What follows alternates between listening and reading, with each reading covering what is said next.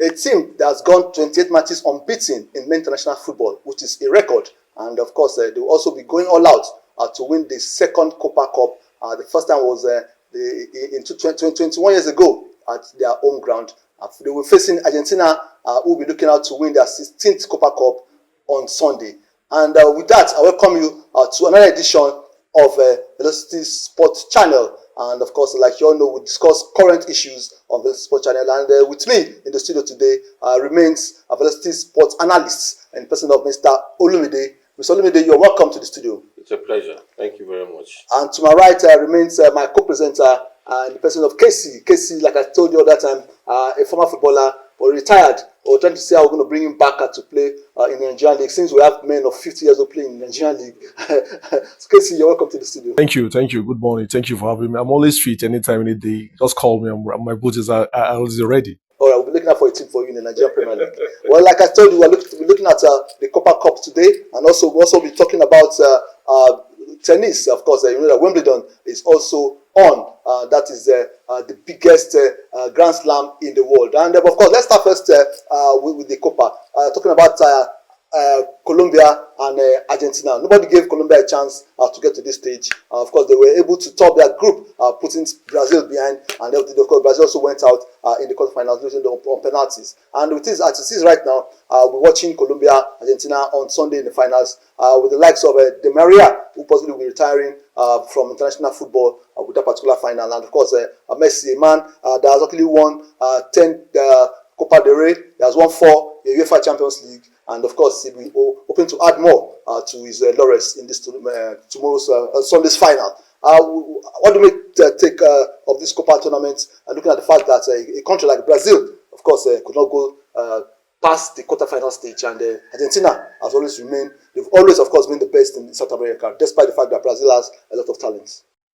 Well, I will say congratulations to both teams, Colombia and Argentina. You know, you and I know Argentina have come a long way. We saw their performance at the last World Cup in Qatar, you know, and we saw what Messi and Di Maria and the rest of the players did. And this is the last international tournament for Di Maria, and there's a kind of a sign-off party for him. So I was listening to news yesterday. He says Messi was saying something that, look, they need to send Di Maria's fault, you know, is going to be winning this Copa America. So it's going to be a tough one. I followed the game right from the starting of the competition. It's been a very entertaining, physical, you know, skills, everything, you know, you can talk about when it comes to football. So Copa America has been it's a good final that, look, I can't just wait for the day, for that final day, you understand?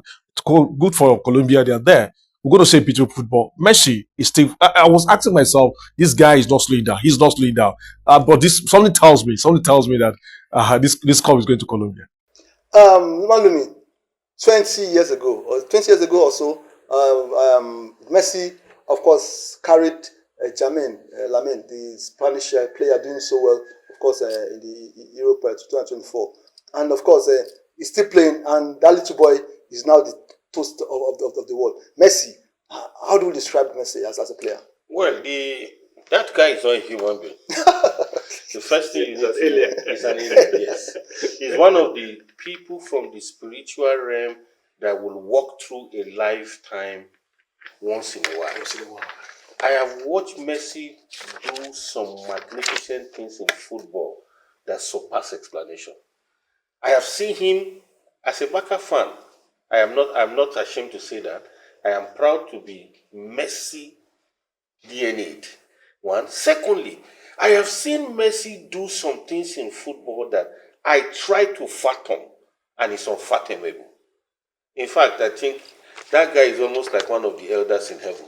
He's a superb player, a magnificent talent, a massive genius. Then coupled with character. With character.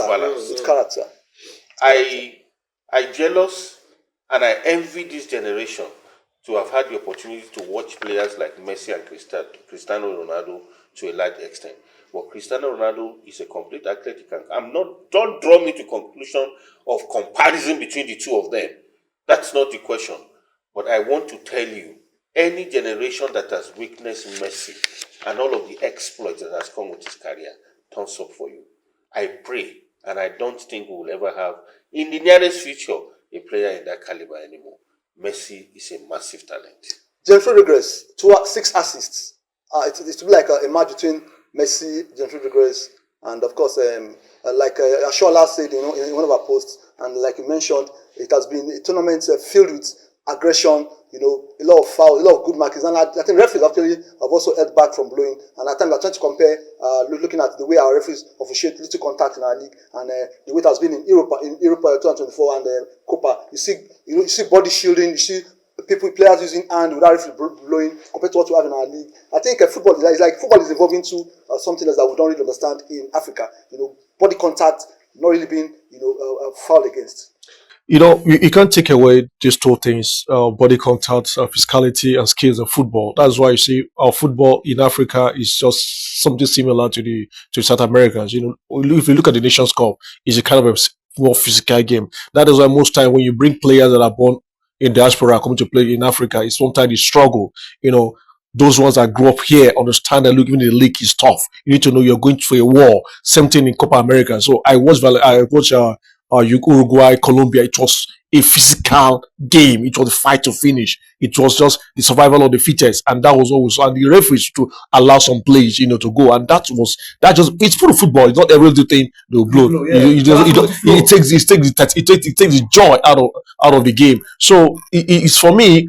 I think we can't just referees to need to really look into those things in Europe. Mostly in Nigeria too. The Europa 2024, I also saw referees taking eyes away from.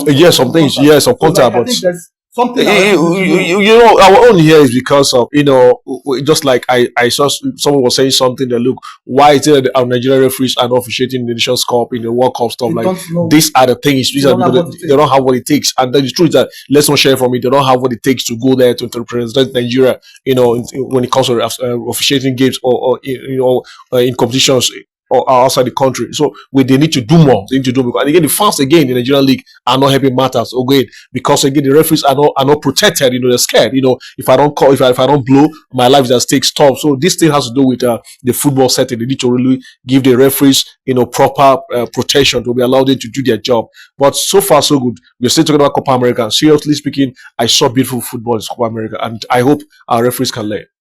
Where do you think the pendulum will swing? Colombia, Argentina? Definitely, I'm rooting for Argentina. Because of Messi? Not because of Messi per se. Argentina itself is a very beautiful team. It's a team that had issues some years before now, and they emerged managing the pressure, managing the tension, even in the face of the difficulties, the political impasse in the nation, and so many things. They've been able to emerge, the mental toughness of the player, the leadership of the players, and then the passion and purposeful football. Don't forget they are the defending champions of the World Cup. And also they they have are Copa. Definitely going to crown it up with Copa America. And I will be happy to give them thumbs up for this. Messi's generation. Well, I think let's come back to Africa and talking about the Caf Confederation of Caf Champions League. Of course, already Caf have released the draws, the fixtures for this 2024-25 season. And of course, we had 12 teams drawn by being exempted from the first round, and 40 teams were in the second round. Out of the 40 teams in the second round, we had 3 also being exempted, being drawn by, being seeded rather, and the other 37 teams which are just like ordinary teams that can be pinched against any other team. And of course, looking at the 4 Nigerian teams, we have 2 clubs playing the CAF champions for Nigeria. That is Remo and Rangers. And of course, Remo has been pitched to play against Asfa of Morocco. Of course, we know Asfa Morocco. They're also a big name in African football. And Rangers, of course, we playing a team from Comoros, Zilimaja of Comoros. And in the CAF Confederation Cup, of course, we have Ekelemi being pitched against a team from Benin Republic. I'm scared because most of our players are going to Benin Republic now. We have 2 coaches already in Benin Republic. Samson Nale, your friend, and Coach Osho also is also in Benin Republic. Of course, Ekelemi will play Daja of Benin Republic. And we have the other team representing Nigeria is Enyimba. They've been drawn by to the second round. And of course, we'll meet the winner between Afia of Guinea. And also them in African football, and also Afia of Guinea we're playing Ratimo FC of Burkina Faso. The winner between that 2 teams will play Enyimba, starting on the 16th of August. As at that time, Nigerian League would have started. How prepared will our team be before that period? I can see Rangers, other teams signing players right now. I'm sure they're bringing new players that might affect the rhythm that they've had as the league ended. What hope do we think our teams have for this season 2024-25 African CAF Champions and CAF Competition Copa fixtures? Well, for me, seriously, recent for me, I don't really have any hope for any of the teams. You know, the only team I would like to find Remo, but I'm really sorry for them because he's playing that first game as for Morocco. We know what as for when it comes to continental football in Africa, we know what they've done. We know what they've achieved. Remo Stars. Well, it's going to be tougher for them. It's going to be tougher because they're knockout stage, you know, for you to qualify to the next round. But for strictly speaking, if any non-Nigerian team qualify to the group stage this time around, I think it's the best time for us to scrap our league seriously because we've not really understand what we really want to do when it comes to Nigerian football. You understand? So, but I hope they'll start doing the right thing. But the only time, go back at memory lane and check, look at Enyimba. When Enyimba won the Champions League, they have the Mulio Bumbuyi, a foreigner. They have a lot of brought players from other places to be for the team. These have teams that have been together for years. They won a reason. They yammer them. Look at them. Go back to check. Yeah, for season. Go back and check those days of Heartland. Also, I can still tell you the lineup. Mohamed Yusuf here. Ajibade, you understand? Omolade. So I remember them because I follow them. You know, so these are the things. So, but right now, look at the signings. Even go back to Rangers. Look at the signings the Rangers are making. These players, those signings are these players that can play the continent? I follow their signings. Are they players that can go to continent and do well? I'm telling you, no. Something with academy. So let me just keep my fingers crossed and see what they will do. Well, I think maybe by the time, like you said, we luckily qualified from this stage. By the time they will play in the next stage of round of matches, maybe. Mr. Richard, if you don't prepare, nothing like luck. We should have time. We should take away luck when it comes to football. I'm telling you, when you don't prepare well, you fail. So they should. You just said something. Sorry, just said something about you hope that United League will start by the. You and I know that it can't start by first season of August.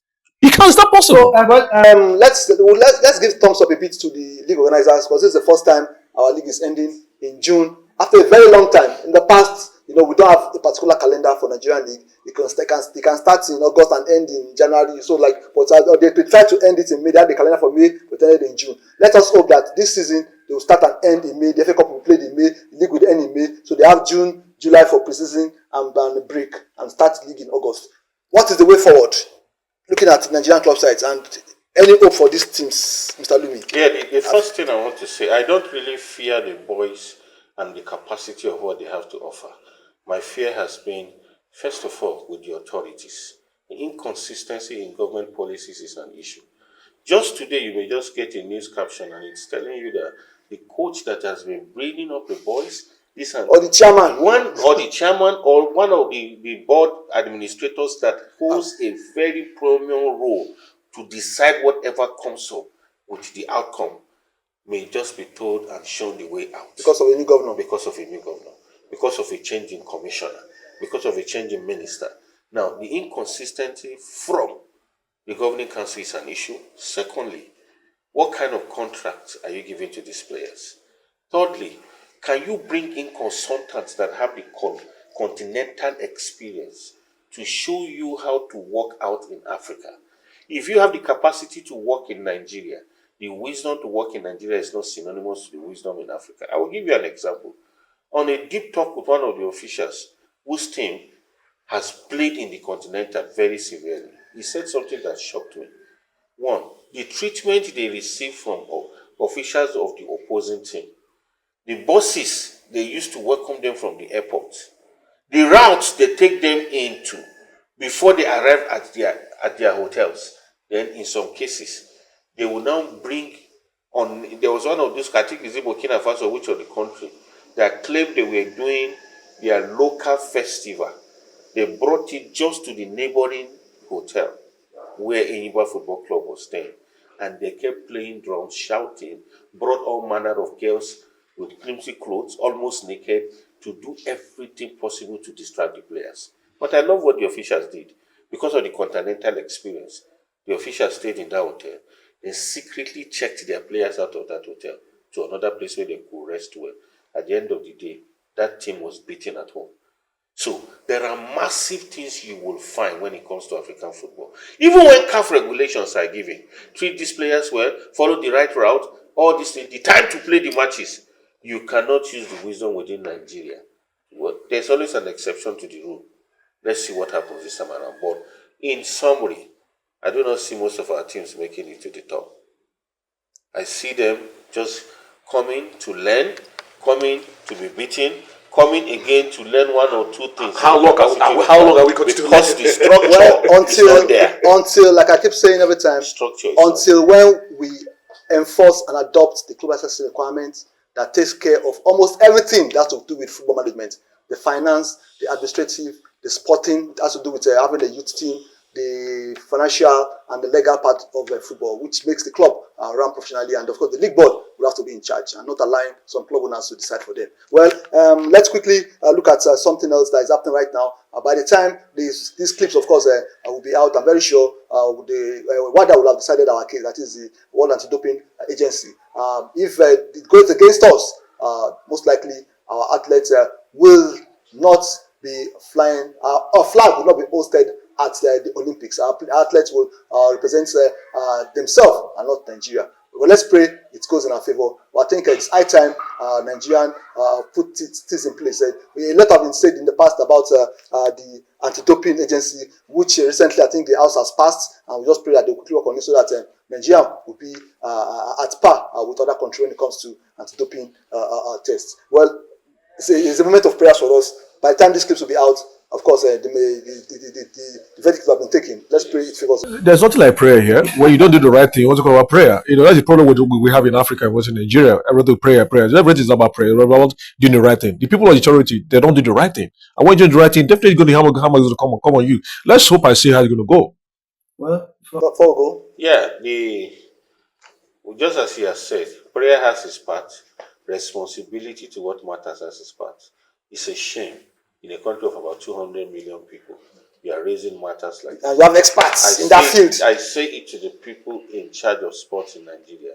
It's a shame. And shame betide you. That you will not know what to do at the right time for a country. And you know we are sport lovers. You know that Nigeria sees sport as one of the unifying factors that makes them forget wherever they come from. And above it all, sport is a big business. Wrong people are in the arms of our administration for sport. It's a shame. Well, we keep praying. Manlumi, thanks for coming around. And of course, Casey, thank you for coming around. My name remains Vincent Akimbami. And of course, this is the Velocity Sports channel. I'll enjoy you to subscribe to this channel, click like, and spread the gospel so that, of course, a lot about Nigerian sports and sport generally in the world, of course, will be heard from this channel. Thank you so much for staying glued to our station. See you next on the Velocity Sports channel.